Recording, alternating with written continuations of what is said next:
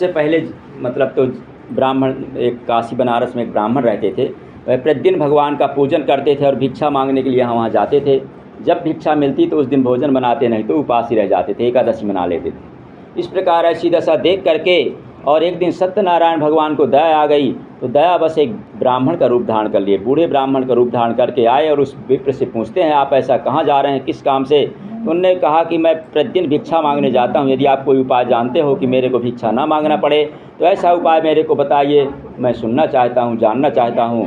तो बूढ़े ब्राह्मण का रूप धारण करने वाले सत्यनारायण भगवान जी ने कहा, आप तो सत्यनारायण भगवान का व्रत करो, पूजन करो, उनकी कृपा से, क्योंकि वह मनोवांछित फल प्रदान करने वाले हैं, उनकी कृपा से आपके सारे मनोरथ पूर्ण हो जाएंगे, सारे कष्टों से छुटकारा मिल जाएगा। और सारा विधि विधान बताकर भगवान अदृश्य हो गए।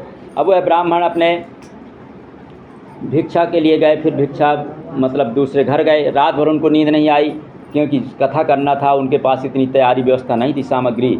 तो वह रात भर सोचते रह गए कैसे कथा हो पाएगी, और कथा ज़रूर करना है। प्रातःकाल रोज़ की तरह भिक्षा मांगने के लिए निकल पड़े। उस दिन भगवान की उनके ऊपर कृपा हो गई। कहते हैं, जा पर कृपा राम की होई, ता पर दया करें सब कोई, तथा राम भय जय दाहिने सब ही दाहिने ताही। देवताओं ने ऐसी कृपा की, भिक्षा में बहुत सारा धन प्राप्त हो गया। उन पैसों से भगवान के पूजन की सामग्री आ गई। विधि विधान से सत्यनारायण भगवान जी की कथा सुने। कथा सुनने के बाद में ब्राह्मण के यहाँ धन धान की बढ़ोतरी होने लगी, और ऐसी बढ़ोतरी हुई कि घर मकान धन संपत्ति सब हो गया। जब अच्छे से सारी सुख सुविधाएं प्राप्त हो गईं, तो ब्राह्मण ने सोचा, देने वाले तो भगवान है, इसके पहले अपने पास कुछ नहीं था। इसके लिए उनने विचार किया कि अब महीने में एक दिन ज़रूर कथा सुना करेंगे। यदि रोज़ नहीं सुन पाते तो पूर्णिमा संक्रांति को वह कथा करने लगे। एक बार वही ब्राह्मण अपने घर में अपने ऐश्वर्य के अनुसार जैसे ही पूजन प्रारंभ करना शुरू करते हैं, तो उनके घर के बाहर से एक बूढ़ा आदमी भील जाति का लकड़हारा जा रहा था लकड़ी बेचने। उसे प्यास लगी, वह सोचा ब्राह्मण के यहाँ जल पी लें फिर आगे चलें। तो बाहर लकड़ियों का गट्ठा रख करके उनके मकान में गया, प्रवेश किया। देखा कि वह पहले से बहुत बड़ा मकान, इतना धन संपत्ति देखकर आश्चर्यचकित हो गया। फिर वह उनसे पूछा, आप यह क्या कर रहे हैं? तो ब्राह्मण बतलाए, जो भी तुम देख रहे हो सब इन्हीं भगवान का दिया हुआ है, और इन्हीं का पूजन कर रहे हैं। इनकी कृपा से ही हमारे यहाँ सब कुछ प्राप्त हुआ है। ऐसा जानकर लकड़हारा भी कथा सुना, प्रसाद खाया, जल पीकर जब चला तो रास्ते में विचार किया, लकड़ी बेचने से जो पैसे मिलेंगे मैं भी सत्यनारायण भगवान जी की कथा करूंगा और इसी में सब कुछ लगा दूंगा। ऐसा निश्चित करके गया। जहाँ कुछ धनवान लोग रहते थे ऐसे नगर में गया। वहाँ जाते ही उसे लकड़ियों का जितना पैसा रोज़ मिलता था उससे 4 गुना ज़्यादा मिल गया। उन पैसों से भगवान के पूजन की सामग्री लिया और विधि विधान से सत्यनारायण भगवान जी की कथा सुना। कथा सुनने के बाद में लकड़हारे के यहाँ धन पर्याप्त मात्रा में हो गया, और संतान नहीं थी तो उसके यहाँ संतान भी हो गई। जीवन भर सुख भोग किया, अंत में वैकुंठ धाम को गया। कहते हैं, जीवत सकल जन्म फल पाए, अंत्य अमर पद सदन सिधाए।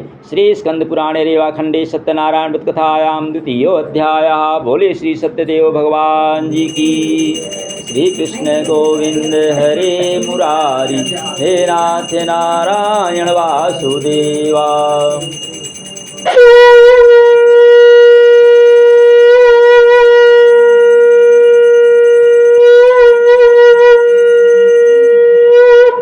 बोलिए वृंदावन बिहारी लाल की। अब तृतीय अध्याय। आप तीसरे अध्याय में फिर से श्री सूत जी ने कहा, एक राजा की कथा आती है। राजा जो थे वह, उनका नाम था उल्कामुख। उनकी पत्नी भी धार्मिक प्रवृत्ति की थी, शील इत्यादि अच्छे गुणों से पतिपरायणा थी। दोनों राजा रानी का नियम था, सबसे पहले स्नान करते, स्नान करके मंदिर में जाते, भगवान का पूजन करते, इसके बाद गरीबों को, ब्राह्मणों को, सबको दान इत्यादि करते और फिर अपने कार्य में लगते। एक दिन वह राजा जो थे तो विचार करने लगे, ठीक सोचे कि अब क्या उपाय किया जाए, क्योंकि उनके यहाँ कोई संतान नहीं थी। संतान की प्राप्ति के लिए बोले पैसे तो हैं, लेकिन पैसों से संतान तो खरीदी नहीं जा सकती। तो उनने सोचा चलो भगवान की कृपा होगी तो संतान की प्राप्ति होगी। तो संतान की प्राप्ति के लिए श्री सत्यनारायण भगवान का पूजन करने वह भद्रशिला नदी के किनारे तीर्थ स्थान में गए और वहाँ पर अच्छे से पूजन करने लगे। तो एक सेठ जी, साधु नाम के वैश्य जी थे, वह वहाँ से निकले। उनको समुद्र से जाना था, मतलब व्यापार करने के लिए, बहुत सारी धन संपत्ति लेकर के नौका से जा रहे थे। नौका किनारे ठहराए और राजा से जाकर पूछे, आप यह क्या कर रहे हैं? तो राजा बतलाए कि हमारे यहाँ तो सब कुछ है, पूरा राज्य हमारा है, धन संपत्ति की कमी तो है नहीं, लेकिन एक बात की कमी है, हमारे यहाँ कोई संतान नहीं है। संतान की प्राप्ति के लिए हम भगवान का पूजन कर रहे हैं, क्योंकि पति बिन सोने मांग, पुत्र बिन है घर सोना, दो मुक्ति के मार्ग, दो बिन है दुख दूना। घर में यदि पति और पुत्र दोनों हों तो घर में सुख शांति रहती है, यदि एक भी नहीं है तो अशांति हो जाती है, सूना सूना लगता है। इसलिए हम पुत्र प्राप्ति के लिए भगवान का सत्यनारायण जी का व्रत कर रहे हैं और कथा सुन रहे हैं। ऐसा जानकर सेठ जी ने कहा, साधु नाम के जो वैश्य जी थे उनने कहा, मेरे को भी उपाय बताइए, मैं भी इस कथा को अवश्य करूँगा। और राजा उसे सारा उपाय जानकर अपने घर गए। लीलावती उनकी पत्नी का नाम था। तो लीलावती से सारा समाचार कह बताए। उनकी पत्नी प्रसन्न हो जाती है, बोली चलो अच्छी बात है, कथा करना है तो कथा कर लीजिए, कथा करने से यदि पुत्र की प्राप्ति होती है इससे अच्छा और क्या हो सकता है। लेकिन सेठ जी ने विचार किया कि अभी तो मेरे संतान नहीं है, जब संतान होगी तब कथा करूँगा। इस प्रकार से कह के टाल दिए। कुछ दिन बाद सांसारिक धर्म में प्रवृत्त होकर उनकी पत्नी गर्भवती हुई। 10वें महीने एक सुंदर कन्या का जन्म हुआ। कन्या ऐसे बढ़ने लगी जैसे शुक्ल पक्ष का चंद्रमा बढ़ता है। कला कला बढ़ने से कन्या का नाम कलावती रख देते हैं। अब मीठे वचन में उनकी पत्नी ने कहा कि आपने संकल्प किया था, कहा था कि हम जब संतान होगी तो कथा सुनेंगे, तो काल करे सो आज कर, आज करे सो अब, पल में परलय होएगी बहुरी करोगे कब कथा सुन लीजिए। फिर भी वह कहना टाल दिए और कथा नहीं किए। बोले कि अब इसके बरहों छठी में कुछ धन खर्च हो चुका है, अब इसके विवाह पर कथा करेंगे। इस प्रकार से वह अपने व्यापार में लग गए। कुछ दिन बाद पुत्री बड़ी हो जाती है। नगर में सहेलियों के साथ क्रीड़ा करते देखकर सोचा अब इसका विवाह करना चाहिए। अपने नौकरों को बुलाए, दूतों को बुलाकर और पुत्री के वास्ते अच्छा वर ढूंढने को कहा। तो वह उनके जात बिरादरी के अच्छे पढ़े लिखे और एक वैश्य पुत्र को ले आते हैं कांचनपुर नगर से। प्रसन्नचित पुत्री का विवाह उस वैश्य पुत्र के साथ सेठ जी ने कर दिया। लेकिन विवाह के समय कथा करना भूल गए, क्योंकि सुख में सब भूल जाते हैं। मतलब दुख में सुमिरन सब करें, सुख में करे न कोई, और जो सुख में सुमिरन करे तो दुख काहे का हो। इस प्रकार से भूल गए और दोनों ससुर दामाद मिलकर साथ साथ व्यापार करने लगे। अब राजा चंद्रकेतु के राज्य में व्यापार करने गए। उनका व्यापार अच्छा चल रहा था। एक दिन भगवान की माया से प्रेरित कोई चोरों ने राजा के यहाँ चोरी किया। सिपाहियों ने पीछा भी कर लिया चोरों का। तो चोर लोग डर के मारे सारा धन उनका नौका जहाँ इनकी रखी थी, सेठ दामाद ससुर दामाद की, इनके नौका के पास सारा धन छोड़कर वहाँ से चोर लोग भाग गए। और जब सेठ से उनके राजा के सिपाही लोग आए तो सेठ जी के पास पूरा धन रखा देखे तो इनको दोनों को चोर साबित कर लिए। इनने बताया कि हम तो व्यापारी, हमने कोई चोरी नहीं किया है। लेकिन राजा के सिपाहियों ने कुछ नहीं माना। बोले रस्सी से बांध कर ले गए, राजा के सामने पेश किए। राजा इनको कठोर सज़ा दे दिया, मतलब कठिन वाली सज़ा में, और जितना व्यापार का धन था पूरा राजा रख लिया। इसी को कहते हैं कि जब अनहोनी होती है तो ऐसे ही होती है। और करे अपराध को और पाव फल भोग, अति विचित्र भगवंत गति को जग जाने जोग। मतलब संसार के प्राणी नहीं जान पाते, भगवान जब जिसको कष्ट देते हैं तो अचानक ही आ जाता है। तो वह जेल में चले गए। अब इनके कमाया हुआ जो भी इनके घर में धन रखा था, जहाँ पत्नी पुत्री थी उनके घर में, सेठ जी घर में चोरी हो गई और कुछ भी नहीं बचा। तो अंत में उसकी पत्नी और पुत्री थी तो भिक्षा मांगने लगती हैं। भिक्षा मांग करके अपना पालन पोषण करने लगी। एक दिन कलावती जो उसकी कन्या थी भिक्षा मांगते हुए एक ब्राह्मण के घर गई। वहाँ पर संयोग से सत्यनारायण भगवान जी की कथा चल रही थी, क्योंकि समय एक सा नहीं रहता, जब बदलना होता है तो कोई न कोई कारण बनता है।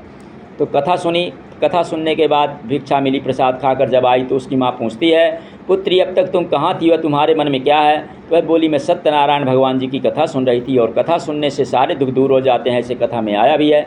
तो प्रातःकाल उसकी माँ भी कथा की तैयारी कर लेती है और कथा में भगवान से वरदान मांगती है कि मेरे पति और दामाद जब घर आएंगे तो हम आपकी कथा और बड़े अच्छे से करेंगे और जो भी अपराध हुआ हो उसे आप क्षमा करें। तो भगवान प्रसन्न हो गए। अब जब भगवान प्रसन्न हुए तो भगवान जा कर के उस राजा को चंद्रकेतु को स्वप्न में दर्शन दिए, जिसने जेल में बंद कर रखा था, और उससे बोले कि तुम दोनों वैश्यों को छोड़ दो, क्योंकि इनने चोरी नहीं किया, ये निर्दोष हैं। यदि ऐसा नहीं करते, इनका धन भी लौटा दो तो हम तुम्हारा धन राजपुत्र सब नष्ट कर देंगे। राजा डर गया। सब मंत्रियों को बुलाया, विचार विमर्श करके उनको जेल से बुलवाया और जितना धन लिया था उससे दुगनी मात्रा में धन दे दिया और आदर के साथ उनकी विदा कर दिया। वह अपने घर के लिए रवाना हो गए। श्री स्कंद पुराणे रेवाखंडे सत्यनारायण व्रत कथायाम तृतीयोध्याय। बोलिए सत्यदेव भगवान की।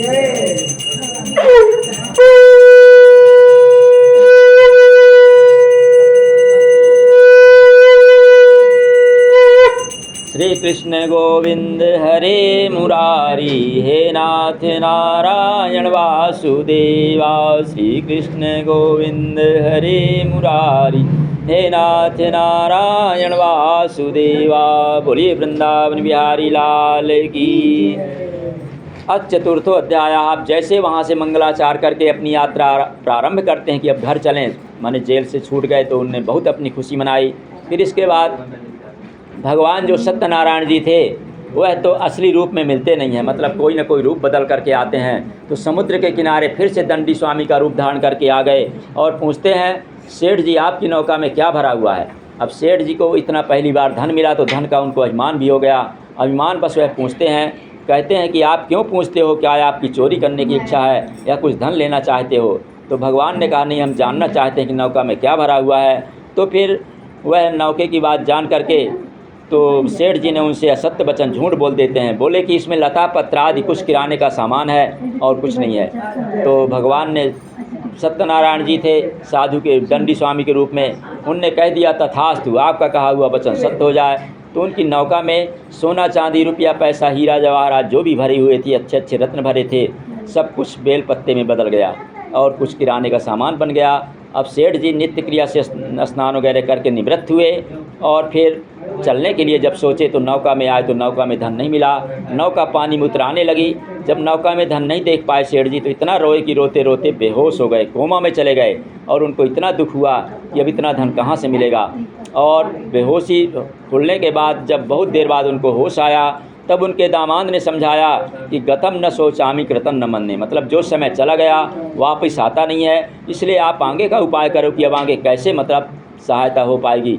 उन्हीं दंडी स्वामी के पास में जाइए जिनसे आपने झूठ बोला था, शायद वही कुछ उपाय बता दें, कोई रास्ता बताएंगे। तो अपने दामाद के कहे अनुसार उनके पास गए और उनसे प्रार्थना करते हैं कि मैं अपराधी जन्म का नक्सिक भरा विकार, तुम दाता दुख भंजना मेरी करो उबार, मतलब मेरे कष्टों का निवारण कीजिए, क्योंकि आपने कैसा श्राप दे दिया कि मेरा सब धन लुप्त हो गया। तो भगवान ने कहा, तुमने पूजा करने का वादा किया था, अभी तक कथा नहीं सुना, इसलिए तुमको जितना भी दुख मिल रहा है दुख देने वाले हम ही हैं। तो अपनी गलती स्वीकार किए।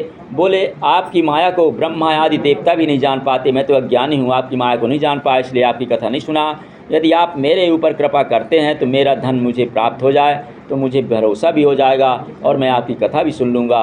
तो भगवान आशीर्वाद दे करके अदृश्य हो गए। सेठ जी जैसे ही नौका के पास आए पूरा धन धान पहले जैसा प्राप्त हो गया।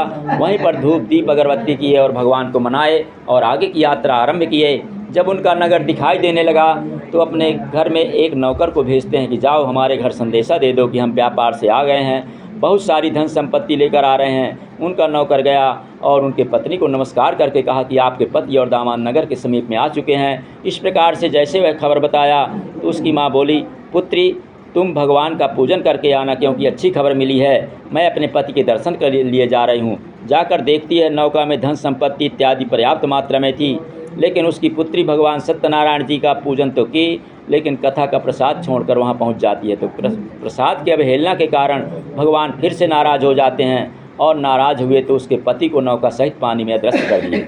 अब जब पुत्री अपने पति को नहीं देख पाई और सेठ जी ने भी देखा, आंधी भी नहीं आई, तूफान भी नहीं आया, एकदम नौका कैसे डूब गई, आश्चर्य में पड़ गए। जितने भी वहाँ लोग थे सबसे सहायता मांगे, कोई बचाओ, लेकिन बचाने वाला उन्हें कोई नहीं मिला। जब सब जगह से हार मान गए कि अब कोई नहीं बचा पा रहा तो अंत में फिर से भगवान को याद करते हैं और भगवान से प्रार्थना करते हैं कि कृपा की न होती जो आदत तुम्हारी, तो सोने ही रहती अदालत तुम्हारी। जो मुलजिम न होते न तुम होते हाकिम, न घर घर में होती इबादत तुम्हारी। मुझसे जो कुछ भी गलती हुई हो कृपा करके उसको संभालो मुरारी। भगवान से प्रार्थना किए, मेरे को जब जब कष्ट मिला है आपने ही दुख दूर किया है। यदि इस बार मेरा कष्ट दूर हो गया तो मैं आपकी कथा बड़े अच्छे से सुनूंगा। और आकाशवाणी होती है कि तुम्हारी पुत्री घर से प्रसाद खा करके आए तो इसका पति इसे मिल जाएगा। वह दौड़ी हुई गई और घर से प्रसाद खाकर जैसे आती है सबके साथ में अपने नौका सहित पति को देखकर प्रसन्नतापूर्वक घर गए।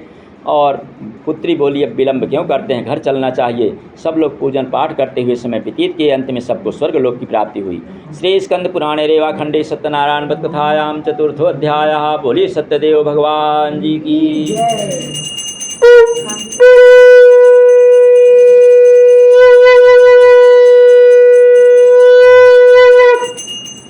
अथ पंचमो अध्यायः। एक और तुंगध्वज नाम के राजा थे, उनने भी एक बार भगवान के कथा का प्रसाद छोड़कर कैसे दुख पाया उनका वृत्तांत आता है। राजा मतलब थे तो वह तुंगध्वज नाम के राजा अपने प्रजा को परिवार के समान मानते, जैसे एक पिता अपने परिवार को मानता है उस प्रकार सबको समान रूप से मानते थे। एक दिन राजा वन में शिकार करने के लिए गए। बनैले पशुओं को जैसे हिरण और मृग को इत्यादि को मारकर जब वापस लौटे तो थकान अनुभव हुई रास्ते में। तो एक बरगद का पेड़ था, अच्छी छाया थी, वहीं पर देखकर बैठ जाते हैं, विश्राम करने लगे। वहीं ग्वाल वाले मिल करके सत्यनारायण भगवान जी की कथा सुन रहे थे। तो राजा ने देखा कि भगवान की कथा हो रही है, लेकिन अपने आप को बड़ा समझकर और भगवान को मतलब कदर न करके भगवान को प्रणाम भी नहीं किया, शीश भी नहीं झुकाया, वहीं बैठे रह गए। और जब कथा का समापन हुआ तो सबको कथा का प्रसाद दिया गया, तो राजा ने उनका दिया हुआ प्रसाद भी नहीं खाया और अपने राज्य में वापस गए। तो क्या देखते हैं राज्य में कि अनेकों अनहोनी घटनाएं घटने लगी, चोरी, उपद्रव, डकैती, कहीं आग लग जाए, इस प्रकार से राज्य में उपद्रव होने लगे और 100 प्रजागण उनके मृत्यु को प्राप्त हो गए। ऐसा राजा देख करके और आश्चर्य में पड़ गया। राजा ने आगे पीछे सोचा तो राजा के समझ में आया कि भगवान सत्यनारायण ने ही लगता हमारा नाश कर दिया, क्योंकि भगवान की माया ऐसी है कि रंकम करोति राजानम रंकमेव चा धनिनम निर्धनम तथा निर्धनम धनिनम तथा। भगवान जब चाहें गरीब को धनवान बना सकते हैं, धनवान को भी गरीब बना सकते हैं, भगवान की माया है। ऐसा राजा समझ करके उसी स्थान पर दौड़ता हुआ गया जहाँ कथा का प्रसाद छोड़ करके आया था। ग्वाल वाले जब तक उस प्रसाद को मिलकर सब खा चुके थे, प्रसाद नहीं मिला। तो राजा ने सोचा कि अब कहाँ से प्रसाद मिले भगवान का, क्योंकि बाज़ार से तो सामग्री मिलती है, प्रसाद मांगो तो प्रसाद नहीं मिलता। केला मिलेगा और आटा, शक्कर, मीठा सब कुछ मिल जाएगा, लेकिन जब पूजन करेंगे, भोग लगाएंगे, तभी प्रसाद बनेगा। तो राजा सब ग्वाल वालों के साथ में फिर से सत्यनारायण भगवान जी की कथा सुने और कथा सुन करके प्रसाद खाकर अपने राज्य में आते हैं। तो उनका राज्य सुचारू रूप से चलने लगा, अच्छे से पूरा सही हो गया, सुख शांति राज्य में स्थापित हो गई। राजा भी भगवान का परम भक्त बन गया। ऐसे भगवान को कोई काल कहते हैं, कोई ईश, कोई राम, कोई कृष्ण, कई नामों से जानते हैं, लेकिन यही सनातन विष्णु हर रूप में आकर के जिस रूप में मानता है उसी रूप में आकर सबकी सहायता करते हैं और भक्ति श्रद्धा पूर्वक जो पूजन करते हैं उनको सबको वैकुंठ लोक की प्राप्ति होती है, पाप मुक्त हो जाते हैं। अब जिनने सत्यनारायण भगवान जी की कथा सुना, इस जन्म में सबको स्वर्गलोक की प्राप्ति हुई। दूसरे जन्म में किनको कौन सा जन्म मिला, दूसरे जन्म के बारे में बताते हैं। सबसे पहले जो ब्राह्मण ने कथा सुना वह दूसरे जन्म में फिर से ब्राह्मण बने। सुदामा नाम के ब्राह्मण थे और सुदामा कृष्ण चरित्र भागवत में भी आता है। वह वैकुंठ लोक को गए, सुदामापुरी नगरी बसा दिए भगवान कृष्ण की कृपा से। इस प्रकार से वह भी वैकुंठ लोक को गए। दूसरे नंबर में जिसने कथा सुना लकड़हारा था, वह लकड़हारा दूसरे जन्म में केवट बना। केवट राम जी जब वनवास जा रहे थे तो गंगा जी से पार उतारा और केवट उतराई नहीं लिया भगवान से, बोला मेरे को आप भवसागर से पार कर देना, माने वैकुंठ पहुंचा देना। वह भी वैकुंठ लोक को गया। और जो उल्कामुख नाम के राजा ने कथा सुना वह महाराज दशरथ हुए दूसरे जन्म में और श्री रंगनाथ जी का पूजन करके और वह भी सुख शांति पूर्वक वैकुंठ लोक को गए। राम लक्ष्मण भरत शत्रुघ्न जैसे पुत्रों की प्राप्ति हो गई, उनको भी मोक्ष की प्राप्ति हुई। और जो साधु नाम के वैश्य थे जो बारंबार कथा नहीं सुन पा रहे थे, वह भी दूसरे जन्म में मोरध्वज राजा बने। अपने पुत्र को वारे से चीरकर श्री कृष्ण भगवान को देना स्वीकार किए, वह भी वैकुंठ लोक को गए। और जो तुंगध्वज नाम के राजा थे वह स्वयं मनु हुए। मनु शतरूप से ही सारे संसार की सृष्टि बनी और श्रीमद् भागवत की कथा सुनकर वह वैकुंठ लोक को गए। इस प्रकार जिन जिन ने भी सत्यनारायण भगवान जी की कथा सुना, सबका लोक परलोक अच्छा हो जाता है, निर्धन धनवान हो जाते हैं, बंदी बंधन से छूट जाते हैं, भययुक्त मनुष्य भय से छूट जाता है, सौभाग्य की प्राप्ति होती है, संतान की प्राप्ति होती है। सर्वत्र विजय दिलाने वाली श्री सत्यनारायण भगवान जी की कथा है। भक्ति श्रद्धा पूर्वक जो भी सुनते हैं उनकी मनोकामना अवश्य पूरी होती है। देर हो सकती है लेकिन अंधेर नहीं होती। इस प्रकार श्री स्कंद पुराणे रेवाखंडे सत्यनारायण वत कथायां पंचमोऽध्यायः। बोलिए श्री सत्यदेव भगवान जी की जय। वृंदावन बिहारी लाल की।